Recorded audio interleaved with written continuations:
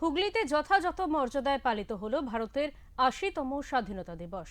হুগলি জেলা শাসক দফতরের সামনে জাতীয় পতাকা উত্তোলন করেন অতিরিক্ত জেলা শাসক অনুজ প্রতাপ সিং। সাংস্কৃতিক অনুষ্ঠানে দেশাত্মবোধক গানে পালিত হয় স্বাধীনতা দিবস। এদের আম্বেদকর মেধা পুরস্কার দেওয়া হয় ছাত্রছাত্রীদের। উপস্থিত ছিলেন চুঁচুড়ার বিধায়ক সুবীর নাগ, অতিরিক্ত জেলা শাসক, মহকুমা শাসক। এদিন জেলা পুলিশের পক্ষ থেকে জেলা শাসককে গার্ড অফ অনার দেওয়া হয়। Bengal backward classes welfare and tribal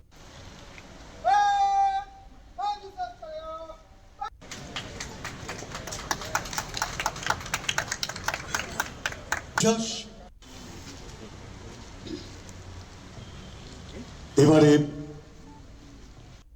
আমরা দেশকে একবদ্ধ করার জন্য অনুষ্ঠান আমরা শুরু করছি।